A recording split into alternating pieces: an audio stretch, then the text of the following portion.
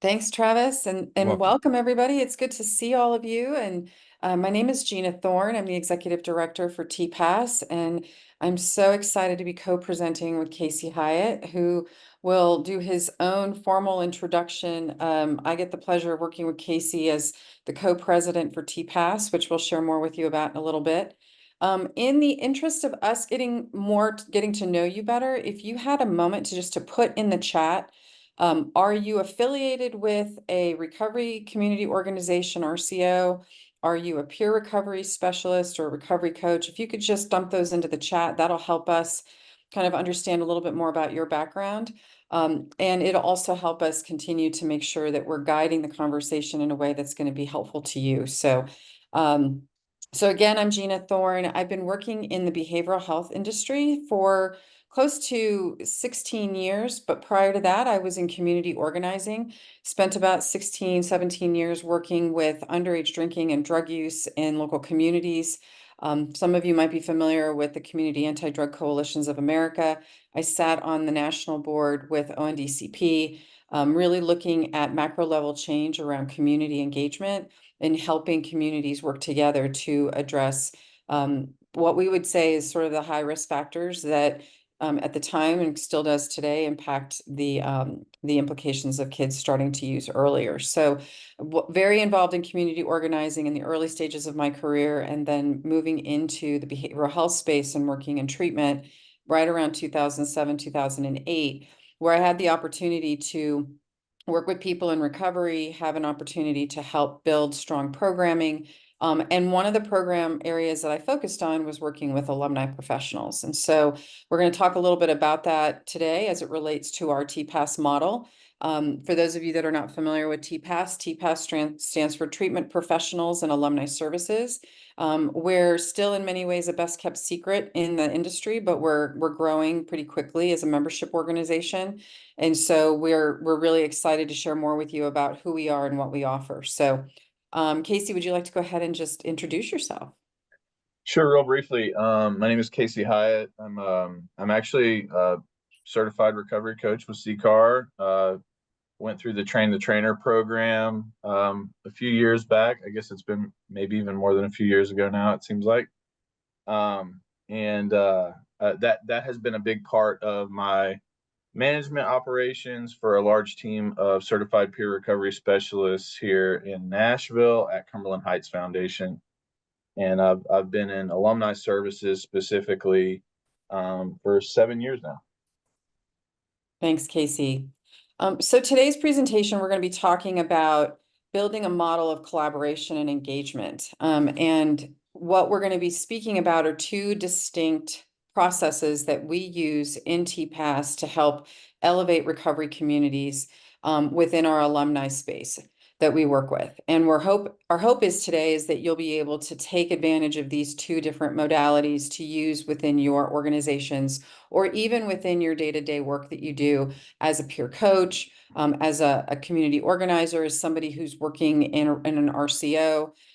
Ultimately, the goal is for you to have something tactically that you can take with you that hopefully will help elevate the language of communication and collaboration within the organizations that you work with. And so quickly, these are our objectives. You know, we want to be able to initiate and sustain productive conversations that focus on how to build strong collaboration. We want to give you some practical experience around Peter Block conversations. I'm not sure if some of you are familiar with Peter Block. If not, this might be a new introduction for you, but I'm very excited to share his work and how he has become sort of a cornerstone of the work that we do at TPAS.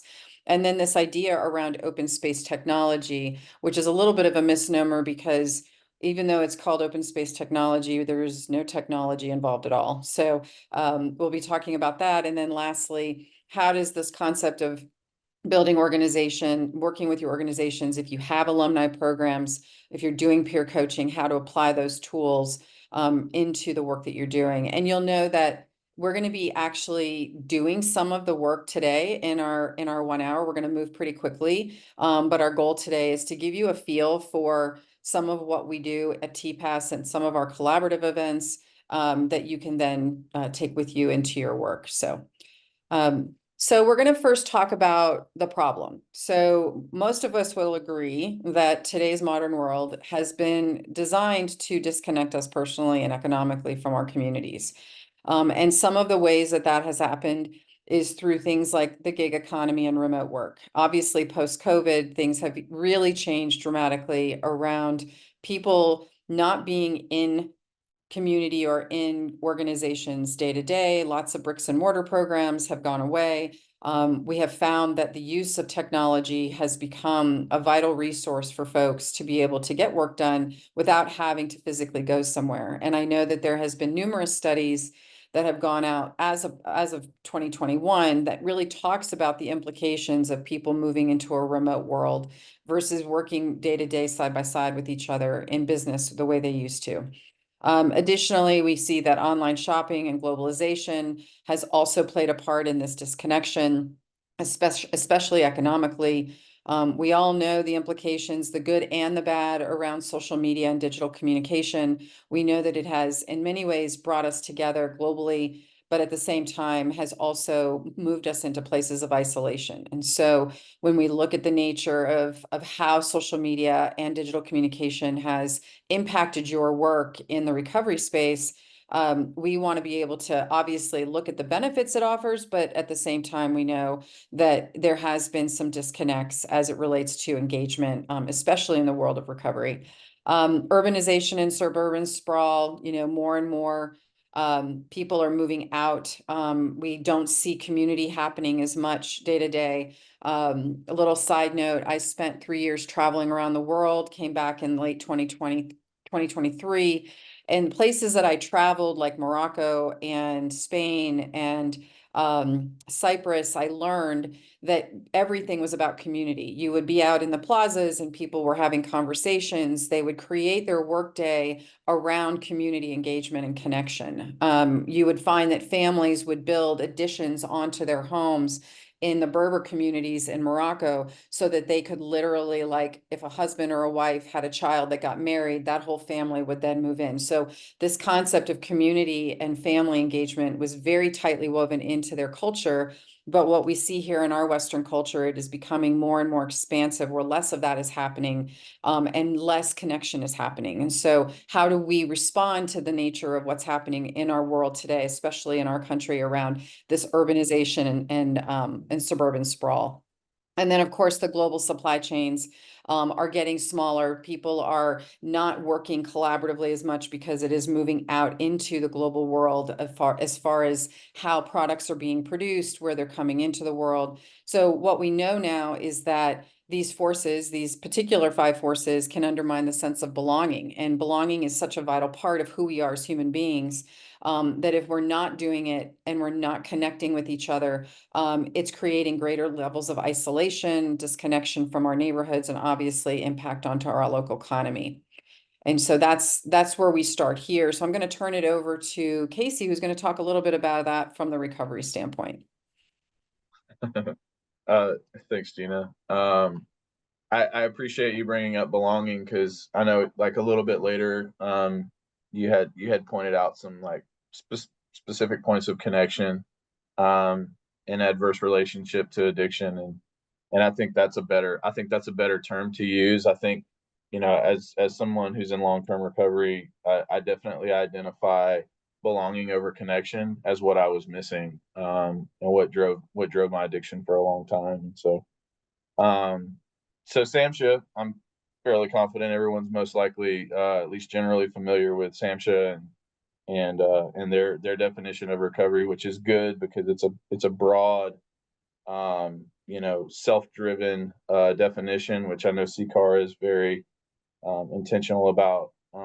But yeah, the process of change, which individuals improve their health and wellness, and so no, not a necessarily end result with that, but definitely something to have more of a conversation about what personal growth and well-being looks like. So we can go on to the next one.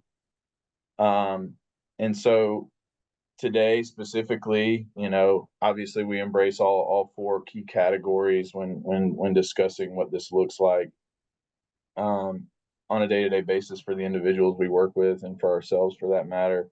But specific around community, and and in regard to even the volunteers, the professional community that we find ourselves in, one of the first things that I was told, I started working in treatment in 2010, and one of the first things I was told was, this can't be your recovery. And I know what they meant, and I know what they still mean because they still say it. But the reality for me was, I needed to have a community of people in my personal recovery journey, the day to day, practice that I was undergoing, the active change of actions and attitudes that were going on in my day to day life, but also in the community I found myself in, which was work, which was family, which was my 12-step community, which was the new people that I was introducing myself to on a day to day basis, and now it's become kind of a constantly moving target. The treatment center I work with now is,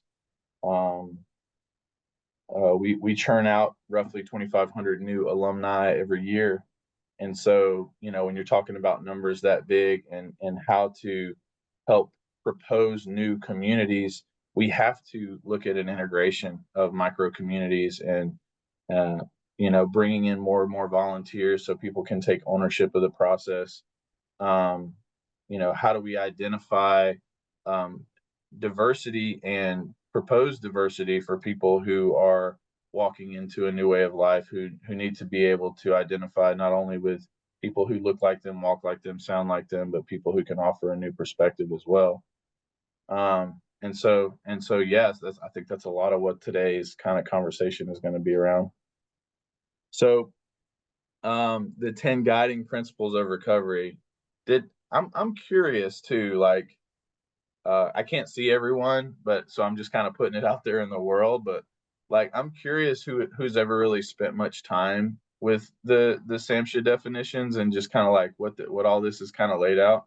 Because I know, based on the little bit of the little bit of time I've spent with people working on this kind of stuff, it took a long time for them to agree on something, and for them to have had agreed on 10 guiding principles is pretty phenomenal in my opinion.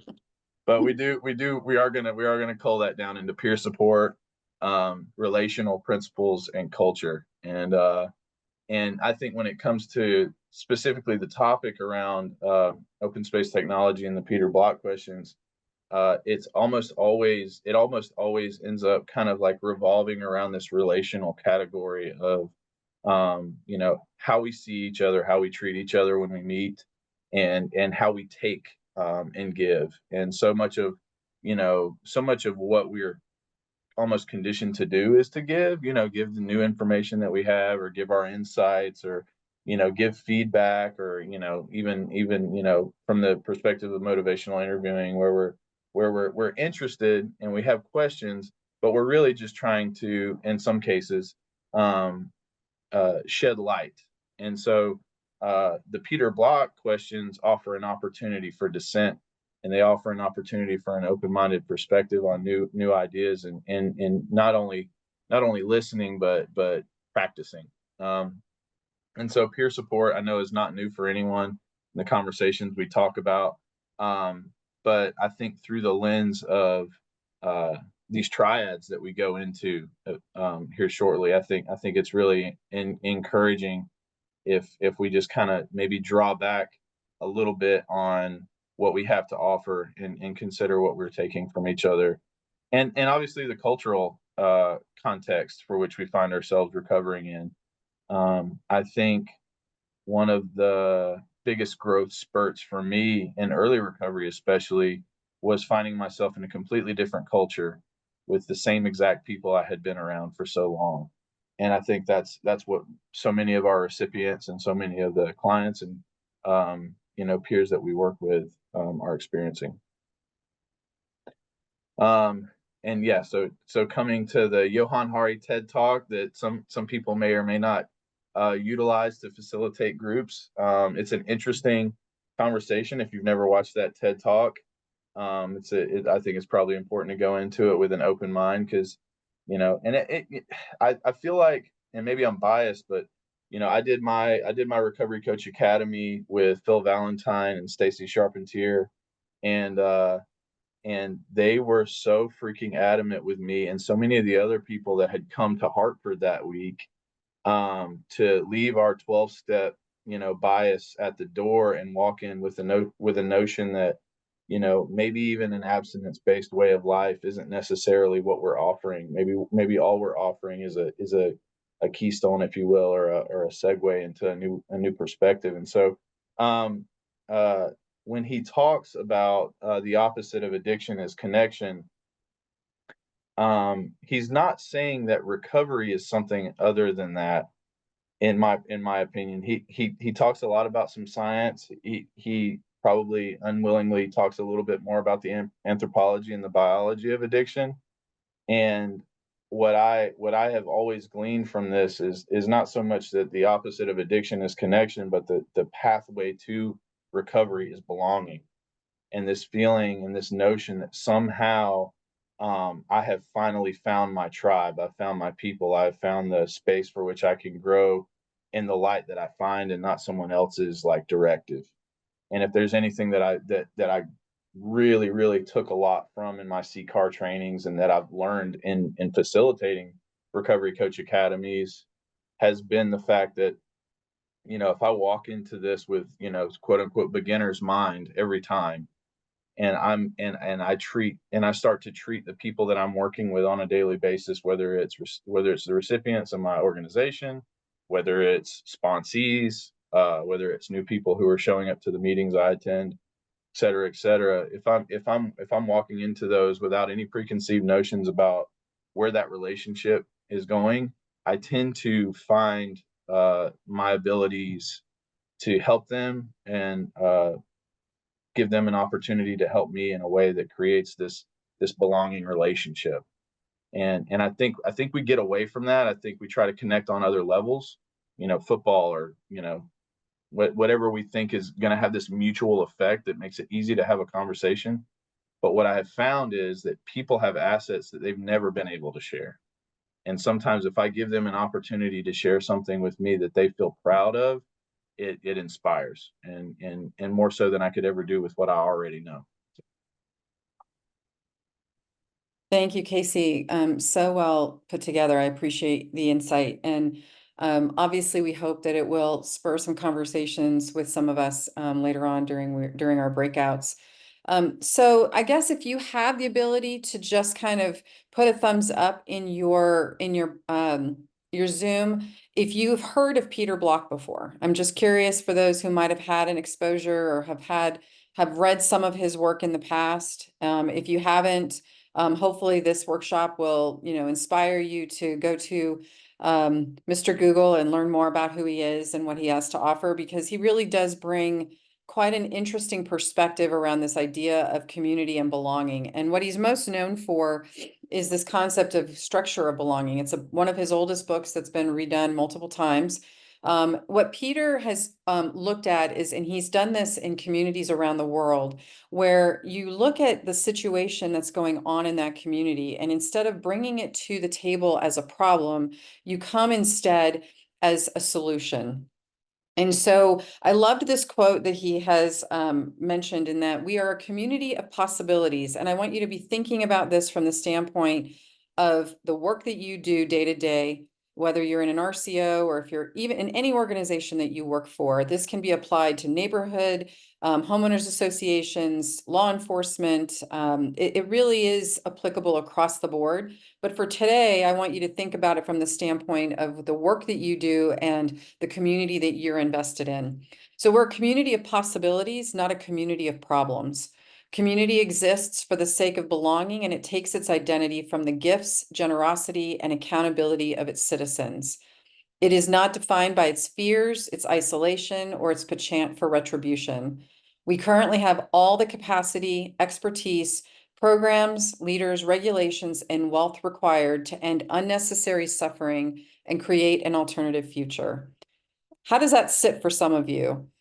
Just think about what that feels like to know that you all come to the table with a solution. And what happens often when we see problems in our work life or in our organizations or in our communities, even the struggles that we face day to day in addressing stigma, in in treatment, or addressing how do we help people get over the fear and the concern of funding and resources that can help us do our job day to day, knowing that we have everything we need to have to get the solution. We don't have to come to the table ultimately with just the problem. And so when Peter started looking at this from a global perspective, he started thinking about this idea of conversation. And what we know, based on what I talked about earlier, as far as this fragmentation that's happening in our culture today around disconnection and isolation, is that he's trying to inspire us to get back into community and to get back into conversation. And sometimes that's scary, especially with people we don't know, especially with strangers. And so he developed this concept of the 6 conversations because he believed that the questions were more important than the answers. That if we ask the questions, that organically we would actually be able to go deeper, not just personally, but then also with the collective whole around how we could find the answers together. And so for today, I'm going to share with you that there are 6 conversations, and these are the conversations that we use at our collaborative events that we host twice a year. So TPAS took Peter Block's questions as a starting point or a launching pad to bring our alumni professionals together, often many of them in recovery themselves, those that are actually alumni of programs that they represent, to start dialoguing on challenges or issues that they were facing, both personally, but then at the organizational level, to allow them to start building trust with each other, engagement with each other, so that the next step would be, how do we start building collaboration? And so the 6 conversations focus on the invitation, commitment, possibility, ownership, dissent, and gifts. Each one of those has a specific ask of individuals when they get together. So today, for the purposes of time, we're going to be focusing on 2. Let me walk you through really quickly what we talk about with the invitation. The invitation is an opportunity for you to strip away any kind of preconceived ideas, and we're inviting you to be a part of the process. So if you're thinking about pulling together a group within your RCO or your organization to address a challenge that that your organization is having, you want to send the invitation out to those stakeholders, and it can be anybody within the community that you serve, to come together, to be a part of this process of dialogue.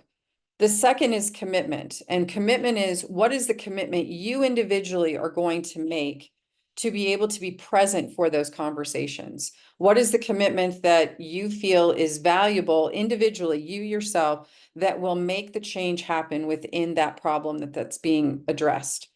Possibility is going to be something that we're going to talk about next, that Casey's going to review, and ownership will be mine. Dissent is, what are the things that are pushing up against you right now that is creating dissension, creating problems? We have a board member who loves to talk about dissent, and he doesn't do it from a standpoint of negativity. He does it from a standpoint of looking at things from a different perspective. So what does dissent look like when you come into conversation with people? And lastly, what I consider kind of the most beautiful aspect of these conversations is gifts. And gifts are, how are you recognizing the gifts of others? What are you acknowledging that you see in other people in this process that you can bring to them and say, I saw this, I witnessed this, that you did this, and I want to let you know that.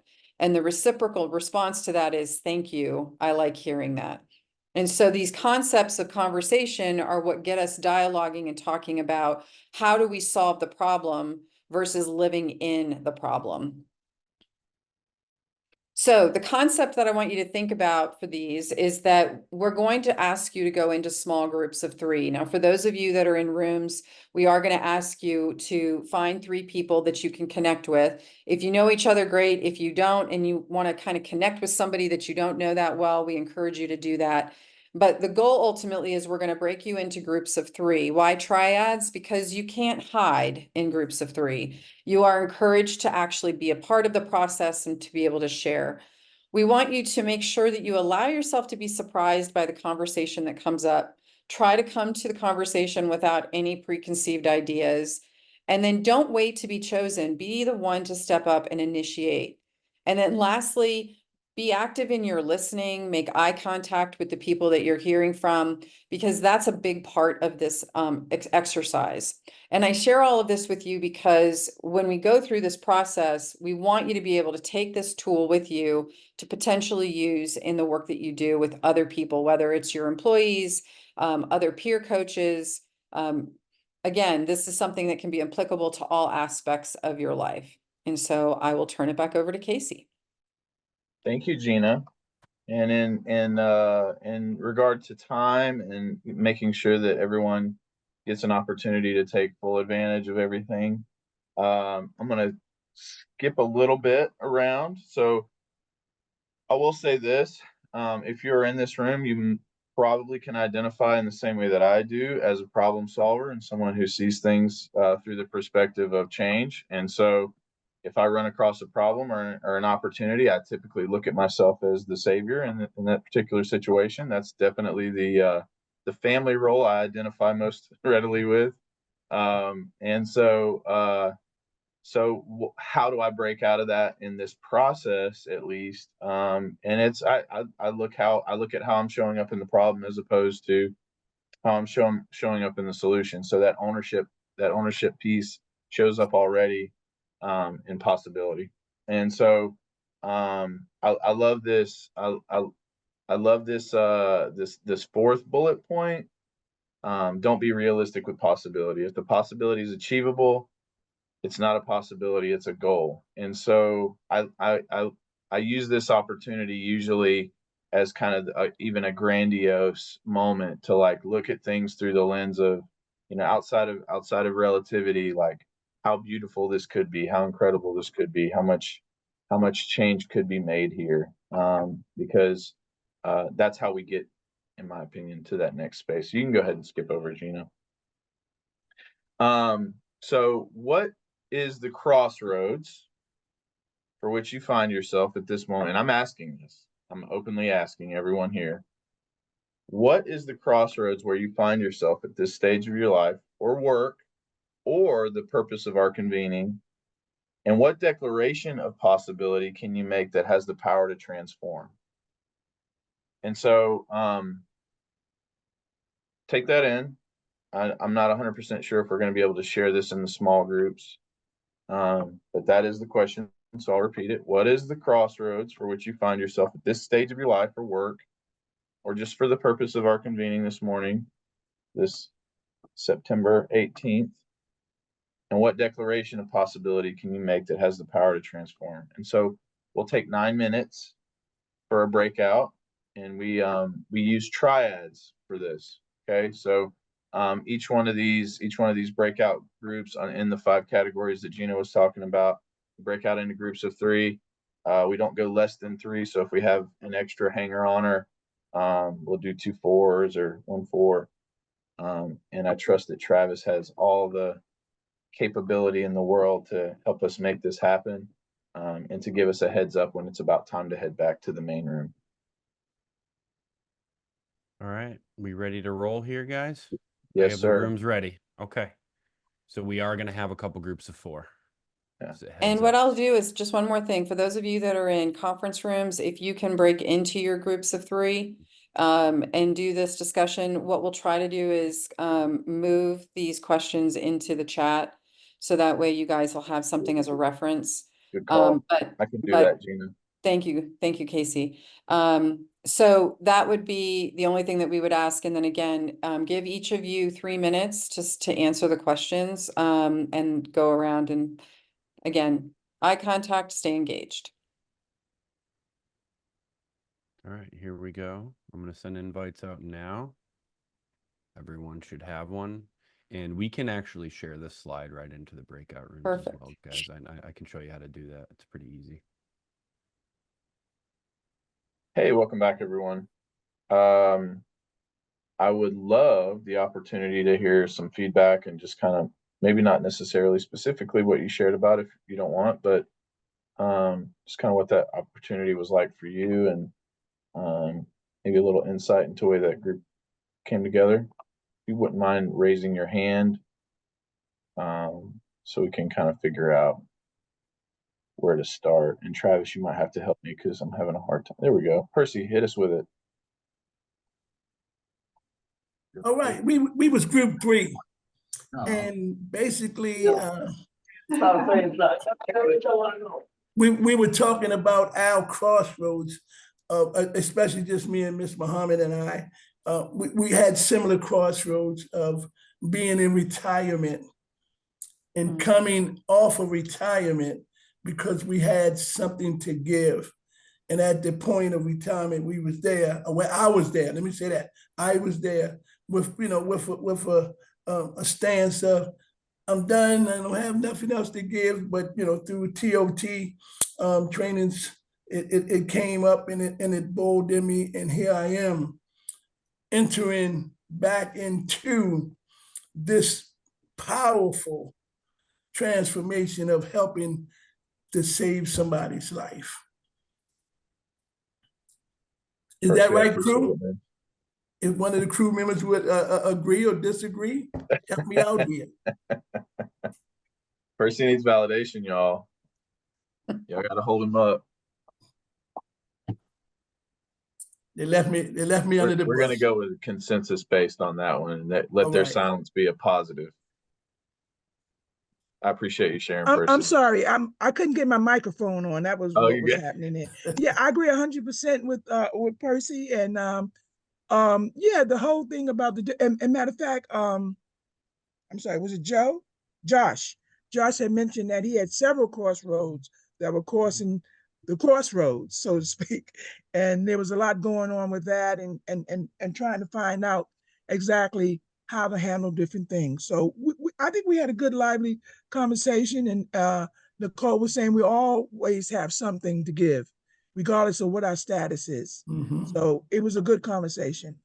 Thank you, Aisha. Ed? Thank you everyone for being here. A crossroad for me is, I mentioned it in our group, we were group 5. Last month alone, we had foot traffic into our center over a period of 30 days, almost 1,500 people. This month, we're well on track we're in second week, going into the third week, we're a little over 600 people.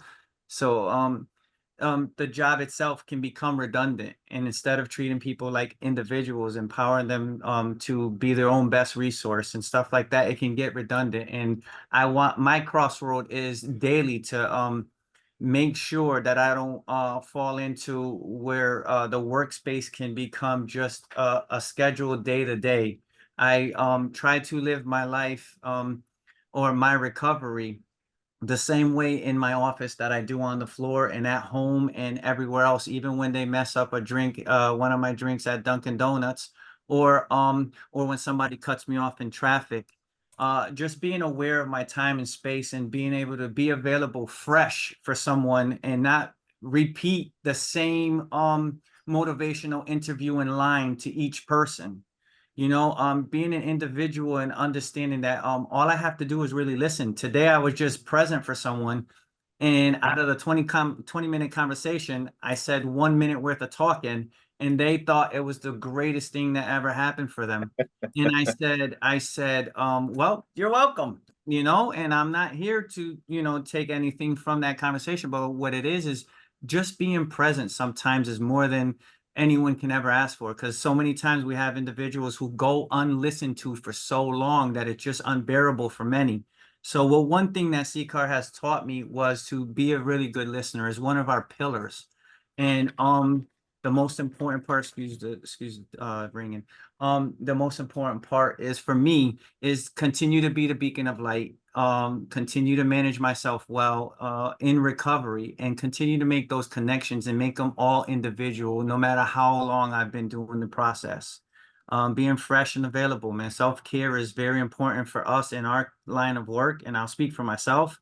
It's super important to stay fresh and stay present. Thank you for allowing me to share. Thanks, Ed. It wouldn't be a Connecticut share without a mention of Dunkin' Donuts. Ivan and Nicole, we have about 1.5, 2 minutes left if y'all want to share. Yeah, I just need 30 seconds. And it's funny that Edgardo leads with the foot traffic that we've had here at the New Haven Center. Eduardo is the volunteer manager here. I'm the center manager here. Our communication or our group was Robert, Colleen, and Kevin. And it appears that the crossroads that we currently have are positive ones, are good ones to have. You know, the foot traffic here in New Haven has increased significantly. In Colleen's case, her staffing is increasing to a point where now she feels that she has a little bit of breathing room.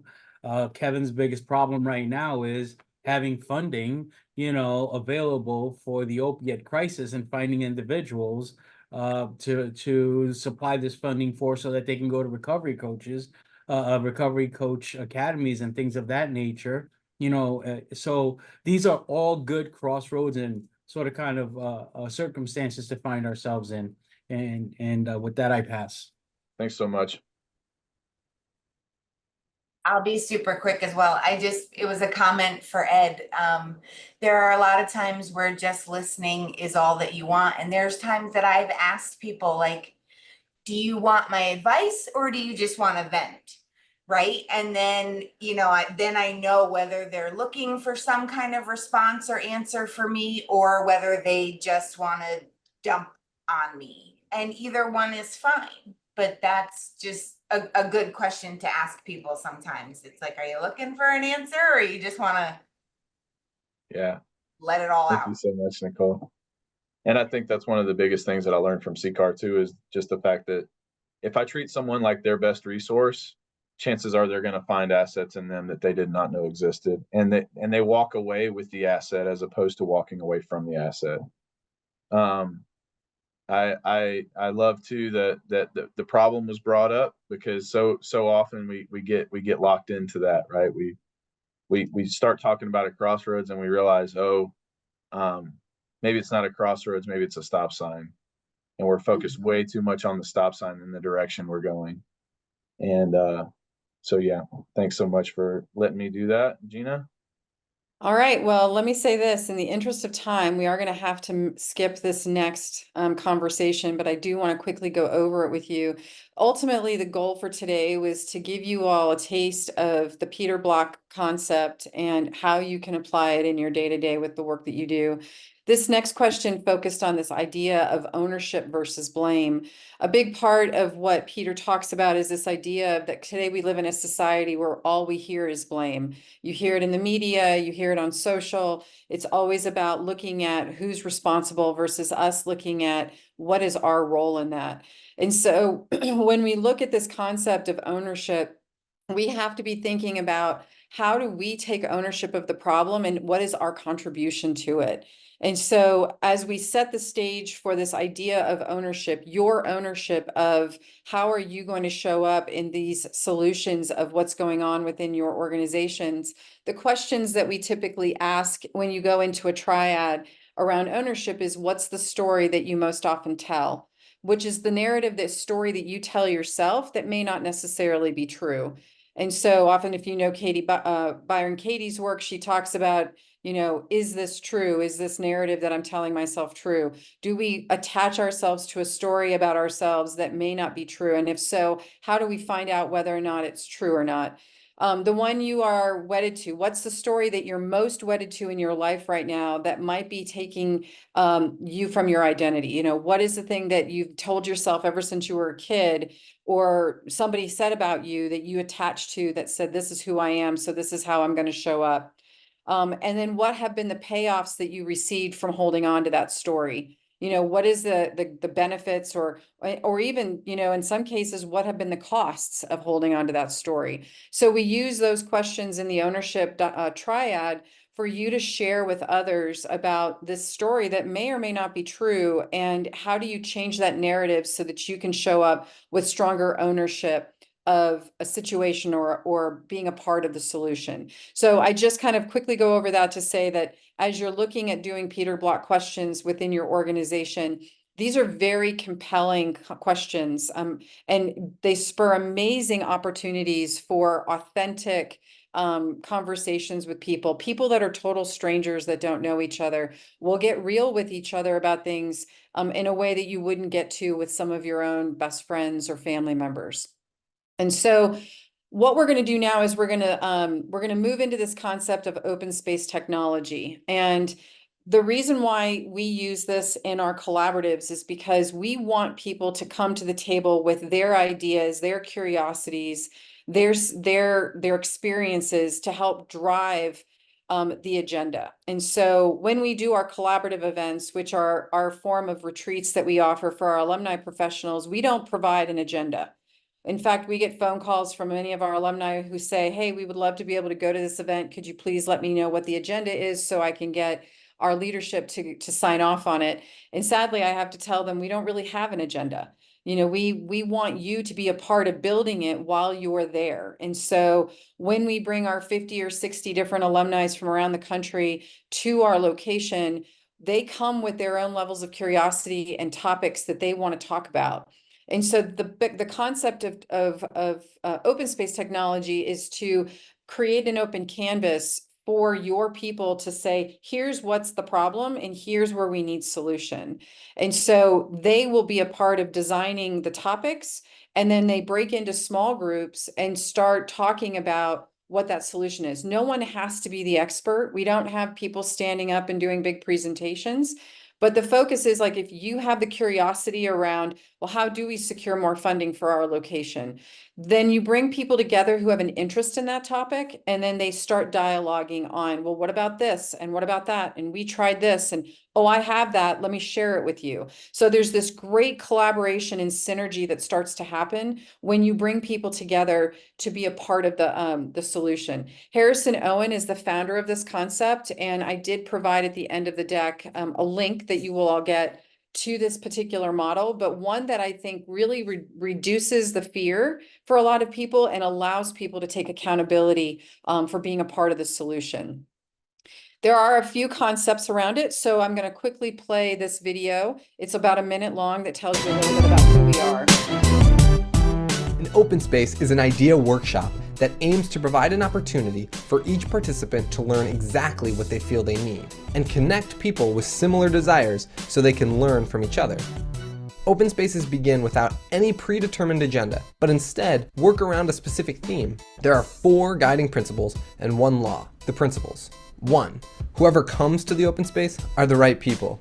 In the breakout groups, you don't need an expert or teacher to learn. We learn as a group. Teachers and experts are certainly welcome. 2. Whenever it starts is the right time. When the conversation begins, let the ideas flow. Don't force it or feel the pressure to be someone you aren't. 3. When it's over, it's over. When the conversation is finished, move on to the next thing. Don't keep rehashing. Do the work, not the time. 4. Whatever happens is the only thing that could have. Be prepared to be surprised. We have no idea what brilliant ideas or solutions will be found in each group. Expect to be surprised and be prepared to question your own assumptions. The law of 2 feet. If during the course of the gathering, any person finds himself in a situation where they are neither contributing nor learning, they must use their feet to go to a more productive place. No one's feelings will be hurt and no time will be wasted. In each group, please select a recorder who will take minutes of the discussion to share. Open spaces work best when we take the time to reflect honestly, share openly, and think critically. They are most successful for all participants when we trust the process and work earnestly to better ourselves and the community.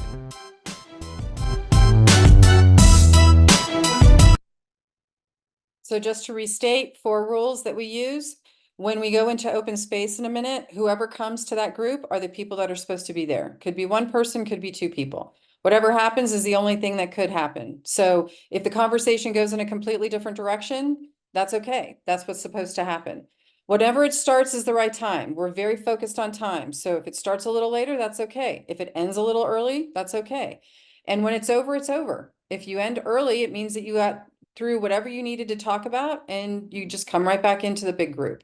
So the only difference between open space today and what you would do or see at our collaborative is that we had to curate a few concepts for you versus you telling us what you want in the interest of time. So if you were coming to a collaborative, we wouldn't have these pre-populated topics. We would ask you to provide that for us. And so the difference now is that we're going to try and move through this in about a 6 or 7 minute period.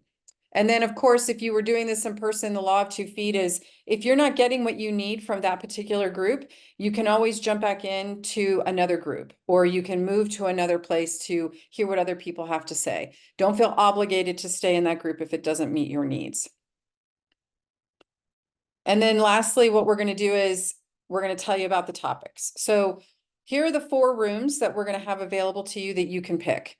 The first one is, what ways has your organization addressed the barrier of stigma? What strategies can be explored to improve funding for your community-based organization? How are peer-based recovery support strategies contributing to recovery capital? And what opportunities exist to help the field of recovery support that are not being acted on? So those are the 4 key areas. If you have, you can pick and choose which ones you want to go into. And I think, Travis, you're going to help me with this a little bit. I think I just have to go into this, this handy dandy share screen thing again, right? Yeah, as soon as we send everyone in, we can we can Sounds put that in great. there. Yep. We're going to give you 10, let's see, what time is it now? Oh gosh, we're running out of time. We may not have the ability to do it. Are we stuck to 10 o'clock, or do we have a few minutes that people can stay behind just to finish up real quick? Well, I will say this. Look, we respect people's time. Flyers is 12 o'clock. So if you got to go, you got to go. That's okay. We can definitely provide a recording afterwards. But if you guys want to stay and keep working, I say let's do it. I don't have anywhere else to be, Gina and Casey, personally, and I'm the host of this meeting, so that's the important piece, right? All right, well, here's what we'll do in the interest of time, because we want to be respectful. We'll do this for 5 minutes. Typically it's a 25-minute to 30-minute exercise, but we're going to do it for 5 minutes, bring people back, and then we'll move directly into closing up. Does that work for everybody? We should be done, and hopefully in 15 minutes. Okay, let's go. I think we're going to try and just do a quick wrap up for those that are sticking around, which thank you so much for that. I was just saying to Travis gave me the option of like, do you need an hour? Do you need an hour and a half? And I was like, oh no, we can get this done in an hour. And clearly that is not the case. So we do have a lot that we condensed into this presentation today that we hope will help give you some resources to take with you. You know, I'd be curious if one person would be interested to share what that experience was like in doing a concept of open space technology. Anybody have any thoughts around what they talked about? And got any ideas from anybody that they were in group with?